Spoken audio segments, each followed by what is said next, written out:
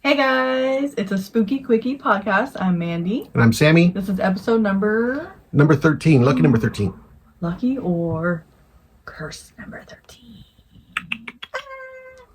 Yeah, so today we are going to jump into our movie review, and we just saw a new movie that just came out based on a book series called Clown in a Cornfield. Whoop, whoop, whoop. So the books are written by Adam Caesar, and the movie is directed by Eli Craig. And we had a free screening. We went out to, what is that place? AMC The Grove. We saw it there. The Grove. It's the fancy one. So we went there, and I did some makeup. And if you look at our page, or my page, you can see I did a little look. And then, fortunately, a couple other people did a little look, so it made it really fun. We got there, and the vibe itself was amazing. The people, like, you can just tell when your people are around, you know? It felt happy. It felt good, right? How'd you feel?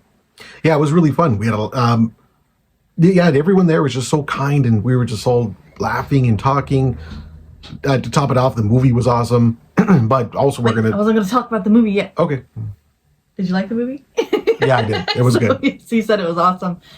Yeah, the movie is, fortunately, really good, because sometimes when you see the previews for these style movies, you're kind of like, that could go any direction. Like, we're gonna watch it and we're gonna like it regardless, because it could be funny, silly, kind of goofy, random horror movie that just came out of nowhere. But this one actually was really good. What do you think? Yeah, talk about it. It was good. It took different little twists and turns that I wasn't expecting. But just a heads up, we're going to talk about it, and we're going to spoil the movie. Yeah, we're spoiling movies now. So if you've been watching us this far, I think you've seen we started to spoil them. We cannot not spoil them. So we get in the theater, and we actually waited for a while. Usually we go to these screenings and like immediately the movie starts, so we don't get to pee, we don't get to have snacks. I think we cleared our snacks. We were talking to people around us. We knew multiple people, and they're like, Sammy, Mandy, and we knew people who were like, hey you, and it was just, that's what we were saying. It was such good vibes. Mm-hmm. Sammy did an art print. You guys should check it out on his page. He drew up the clown, and we handed them out we had made 20 and we handed out 19. We came home with one. Mm-hmm. So if you got one, you're welcome. I don't know. I know you love it because you asked for it. Everyone was coming up like, can I have one? It's a really good piece. So that was fun. I would say this movie, just to start out, I would describe it as a mixture between Are You Afraid of the Dark, if you guys watched that show growing up, and Thanksgiving, the Eli Roth film, because it's silly, it's spooky, it's kind of campy, teenagers, you know. I loved it. Yeah. It was good, yeah. I think Mandy nailed it on the head with the description. It follows some teens.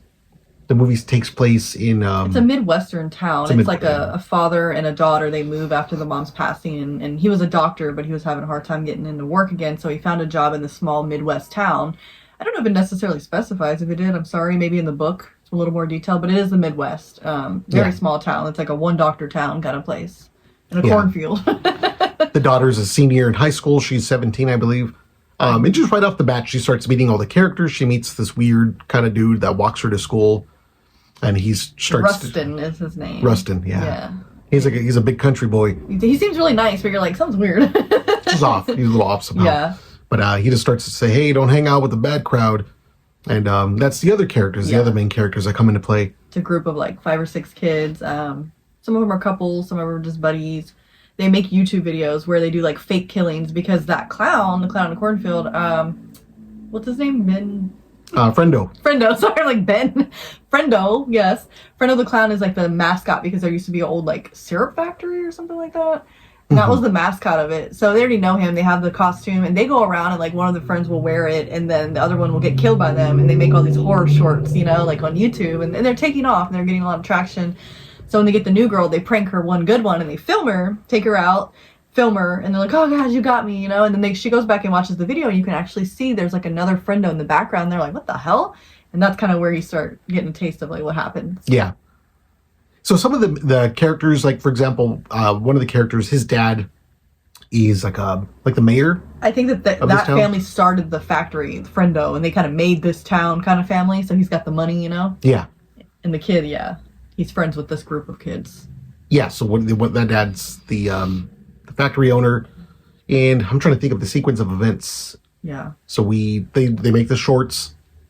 Then it starts getting in. So we meet a teacher he hates them damn kids. Yeah, one of the... He's like, attention! If you're like, excuse me, can I use the restroom? Attention! So you're like, We hate him. I'm trying to think of where it really starts to turn. Well, I think it's after they take the video of the girl, they freak her out, they see a face in it. So then it goes to like, there's this one boy and he's in his house. He's in the group of friends that make the video, and he's in his house and he hears somebody come in and he grabs a water gun because he thinks it's his friends, because they just pull these pranks all the time on each other. Remember? So then eventually you find out like, oh, he sees the friendo costume. He's like, oh, it's just you, friend. I forgot the other guy's name that he thought was dressed up as him, but he won't. It was an actual friendo killer. Yeah. So he doesn't make it past that scene. And then it continues like that when it goes to the next boy. Yeah, they just start getting picked off. It's very similar to Thanksgiving. They start getting picked off one by one. And also similar to Thanksgiving, this the friendo clown is like the mascot, so the costume is very available everywhere. The mask. Yeah, they have toys with friendo on it, shirts, all this. And there's a hilarious scene though before anybody dies is where they go into they try to steal liquor. And they go into a liquor store, and then they try to distract the cashier so the girls can grab the booze and run out. So the two boys, he's like, bro, that's my grandma. And then the other guy's like, we're in love. And then he's like, what? But that was my grandma. And he's like, dude, by some miracle, she's pregnant. And he's like, what? And he's like, what does he say? I'm going to be your granddaddy. And then everybody was just laughing. It was so funny. Like, I don't give it any justice. If you haven't seen it, go watch it. Obviously, but if you have seen it, you know exactly what I'm talking about, and I bet the theater laughed because it was really funny. So it's a comedy too. It's like a black comedy, right? So it starts out like that, and then it goes into the killings. One by one, they kind of get taken down, and then they're at a party, and they start getting chased, and some of them are like, oh, this isn't real, but then you start realizing like, oh, this is real, you know, and it's fun. It's a chase. A series of things happen. There's a love interest. The guys that we're talking about, one of the kids is dad. They're the family of people that created the friendo theme or whatever. They own the town. That kid is like the love interest for the new girl, and then you're like, she tries to come on to him, and then at some point he pushes her away, and then they're like, oh yeah, he pushes everyone away. Every girl, all of us have been pushed away, and she's like, what the heck? So you find out later like why that kid in the beginning was a little weird and said, don't hang out with those kids. Yeah, it's like a little fun modern day love story. So as the movie goes on, you maybe start to think that the friendo killer is maybe Rustin, because he's the strange character. But I think we should probably just say he's not. He's not the killer. He's actually a great guy. He's just in love, and his heart was broken, and he's just a good old country boy. Country loving. Yeah. So it turns out a good ending. I mean, some people died. I don't think we give away everything. If you're listening, though, I mean, we just spoiled most of it. But yeah, so the girl, at the end, they find out that there's not one friendo. There's multiple friendos in that town, and you find out what were the friendos.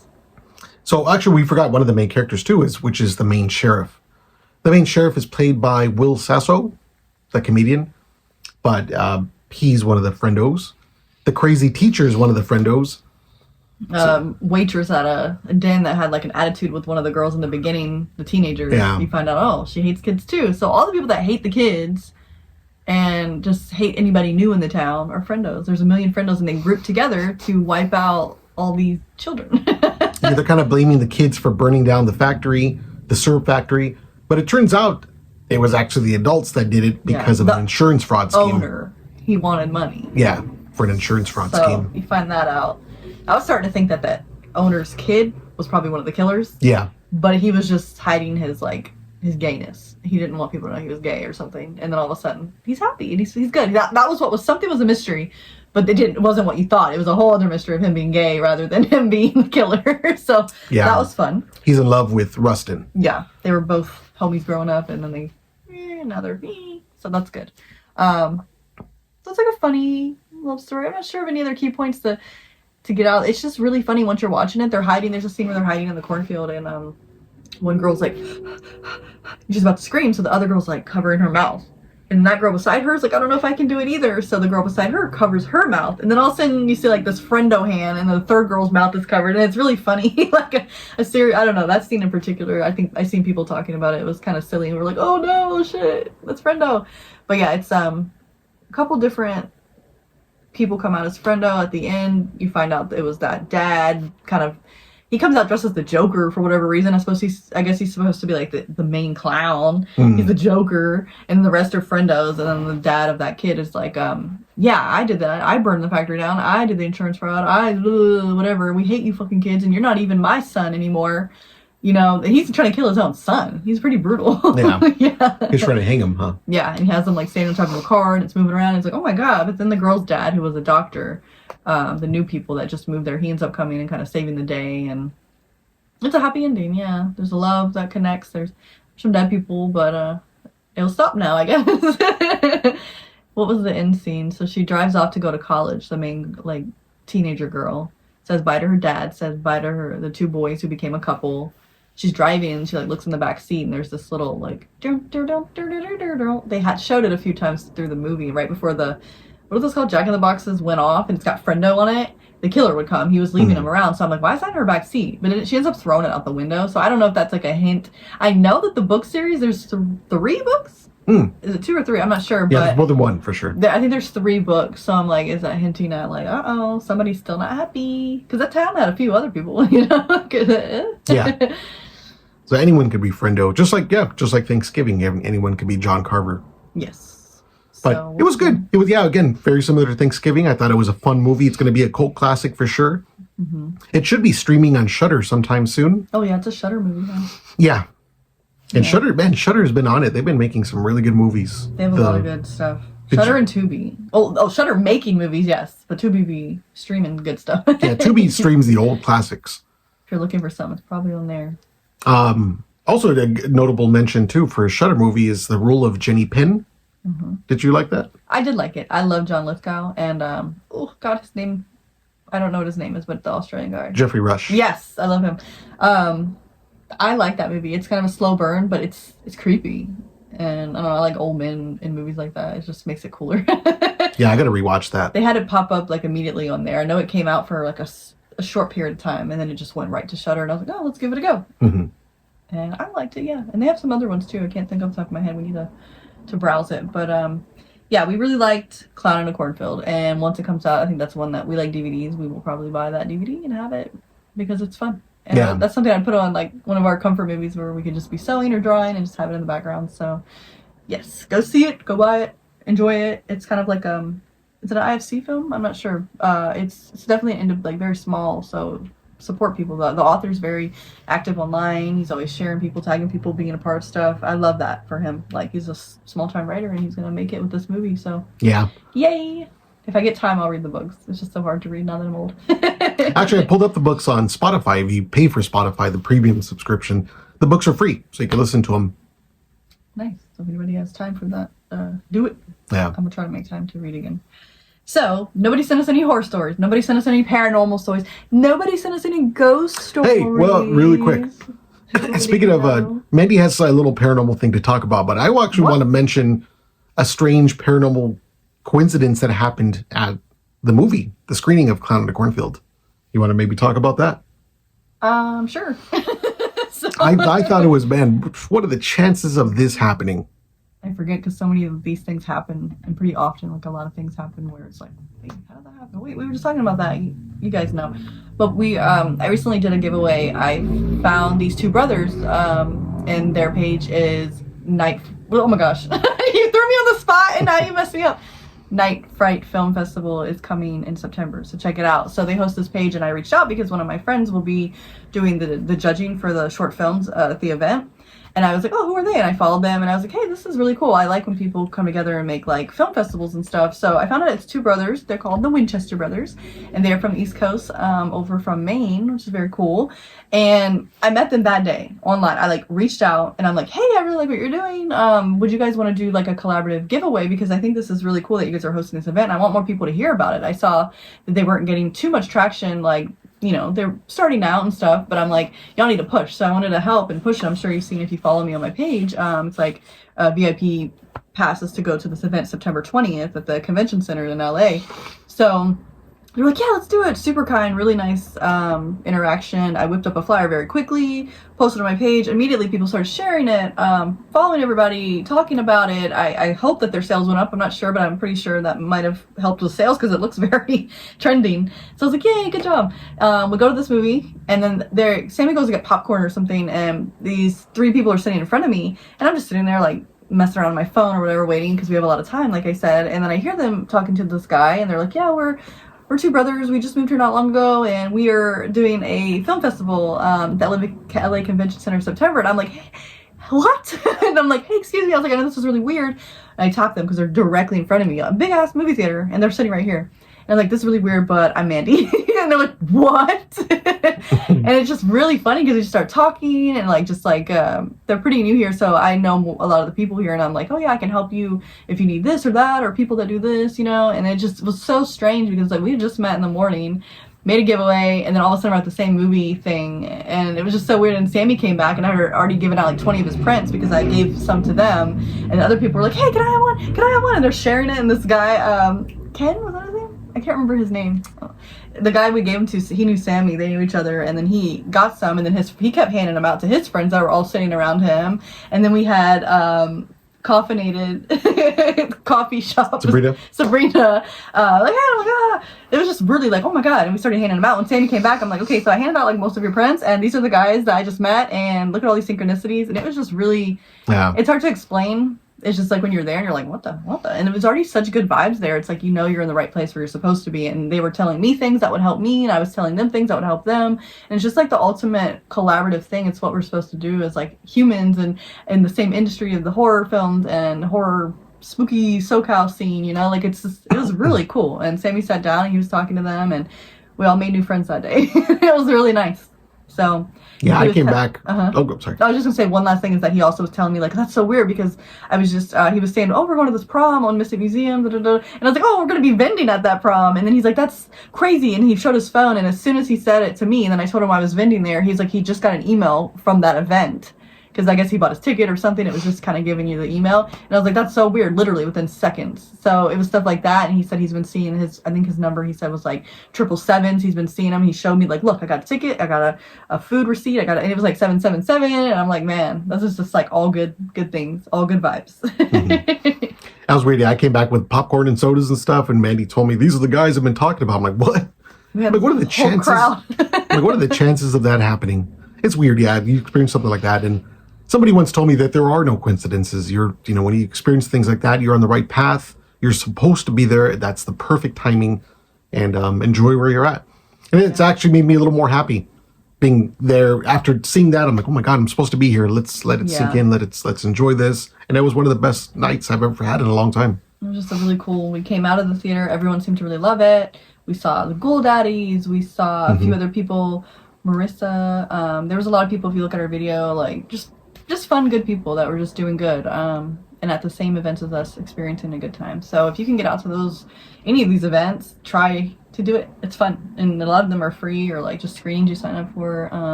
I'd recommend that. Yeah, I would say Fangoria seems to post a lot of this on their Instagram page. So again, if you want to go to these types of screenings, sometimes they're having a giveaway. The Mystic Museum does the movie giveaways like that. Midsummer Scream. Some like local horror venues and stuff. Just make sure you're following all these small businesses and small shops, and just, I don't know, if you really want to get out there, you can always message us and we can link you up to what we know, because I know a few of you have linked us up to stuff that we didn't even know about, and I'm like, dang, so there's a lot going on. Yeah. But yeah, just stay active and support everybody. And the Winchester brothers are hosting a screening of Midsummer. June 4th. Yeah, Ari Aster's Midsummer movie. Yes. So that's going to be amazing. I forgot exactly where, but... It's in East Hollywood. Message us. Yeah, it's definitely here. But that should be cool. And they have some giveaways. They even have a signed poster by Florence Pugh. Really? Yes. Oh, wow. So there's a lot going on. So message us if you want some more insight into them. And join the giveaway. I still have 2 VIP passes to the September 20th viewing at the LA Convention Center of their film festival. So, yes. So, like I was getting on about nobody sending us any stories, please send us your scary, paranormal, spooky stories. Even if you wrote a spooky short story, send it to us. So anyway, I decided to go ahead and talk about something that some of us know and some of us don't know. But if you've seen The Shining, the movie, which is a Stephen King story, but the movie was a Stanley Kubrick film with Jack Nicholson, Shelley Duvall. I do not know that kid's name. What is Danny? What is his name? I don't know. That kid's in it. So, the Stanley Hotel is what I want to talk about. Room 217 inspired Stephen King's The Shining. It's well known for its reported haunting. Stephen King himself claimed to have dreamt of the plot in The Shining after staying in room 217. So, if it got Stephen King to write a whole damn book, and then a whole great-ass movie came out of it, and great actors and just all this, You know this place is spooky, right? I don't know if any of you have been there. I've never been there. I would love to go there. Road trip up there to creepy ass Stanley Hotel in Colorado. Where exactly in Colorado is it? Is it Estes? Estes Park. Estes Park. Yeah. So I don't know. I know people have been there. I know like Sam and Colby and all those guys have done stuff there, but there's a lot of big timers, and hopefully we can road trip over there one day. I would love to stay there. But yeah, I was just going to read a little bit about it.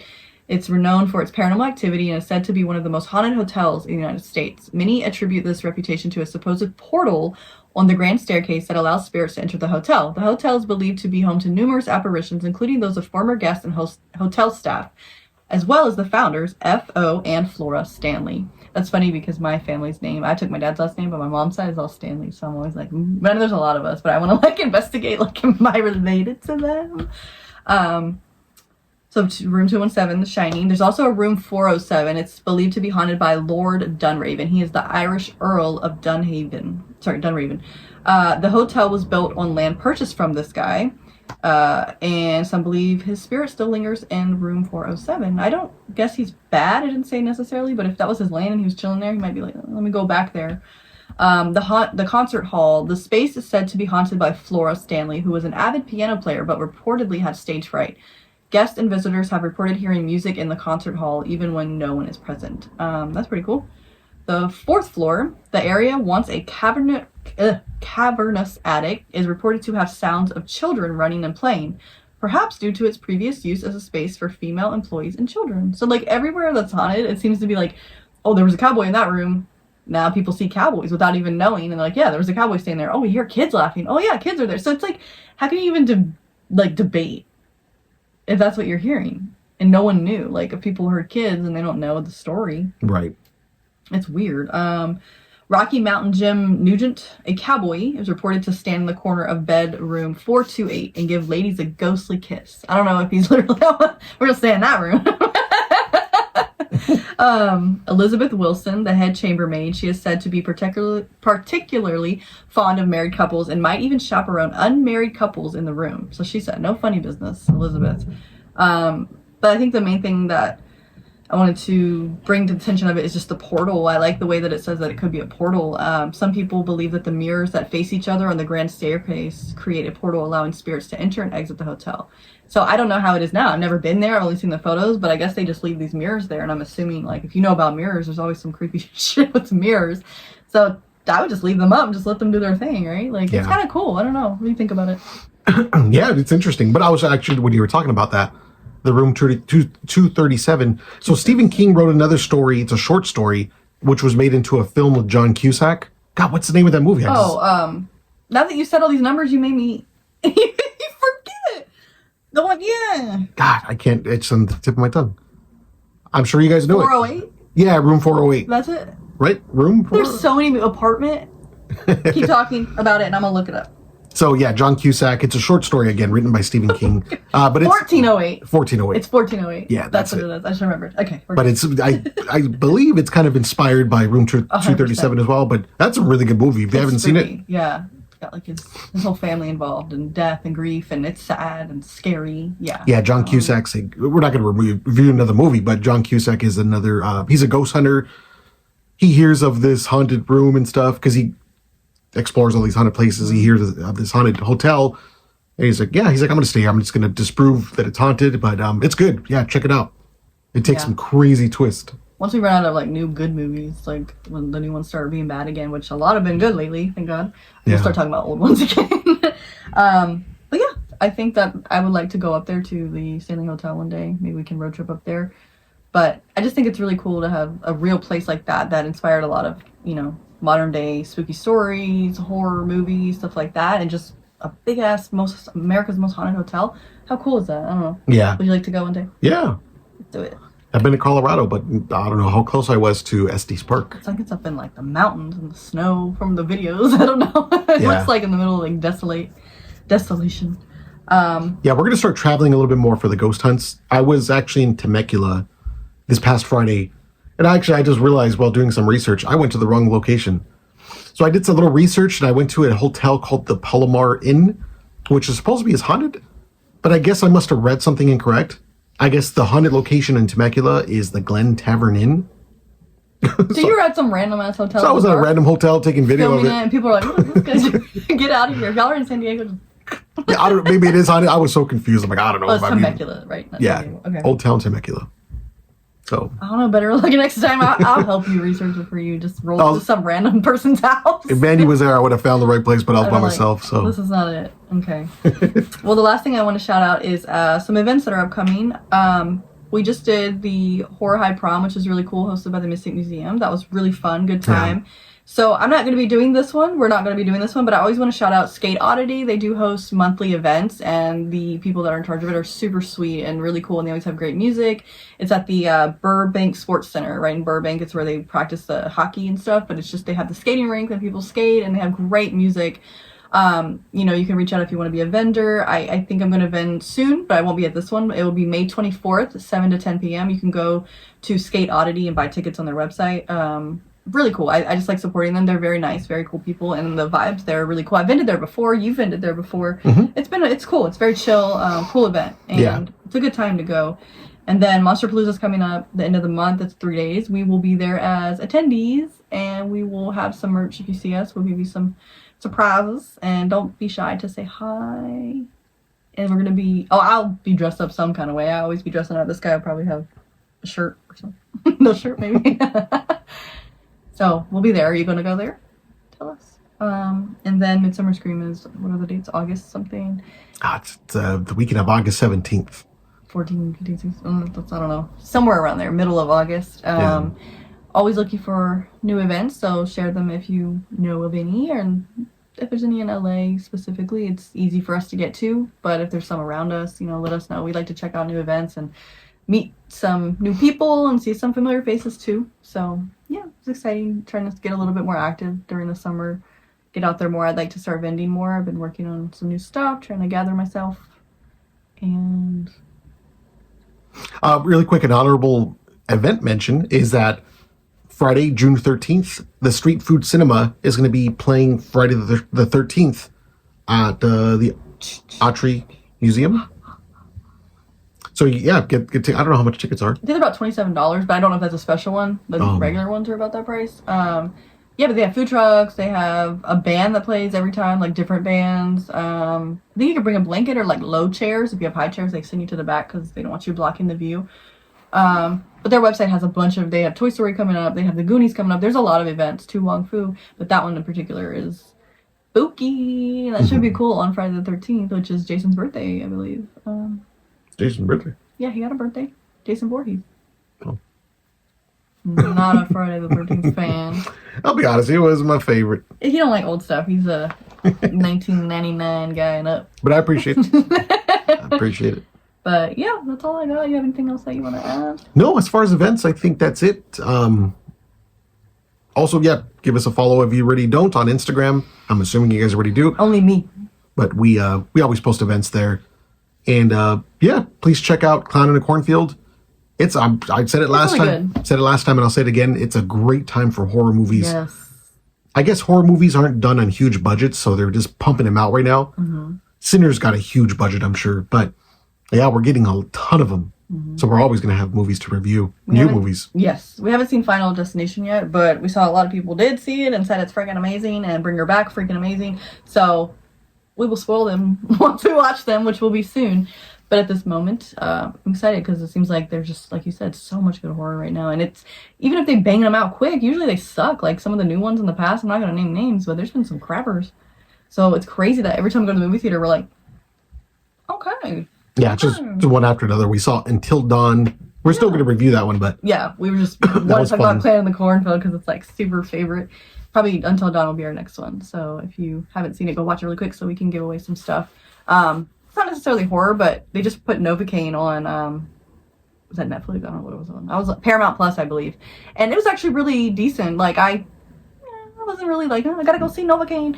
But it was good. It's funny, it's silly, it's kind of gory. So I know you guys like gore, so give it a go. It's really gory. Like, just tell me what you think about his hand after. Disgusting. So, there's a lot of good movies, but I think that's it for us then. Yeah. Oh, really quick too, for any fans of the Talk to Me Philippou brothers, we had a friend that said they saw an early screening of Bring Her Back, And I'd asked because I'm like, wait, watching the trailers, I'm like, is it connected to Talk to Me? I'm not sure because when they first announced it, I thought it was a Talk to Me prequel or sequel. I wasn't sure. And all she said was, "You'll see." Yeah.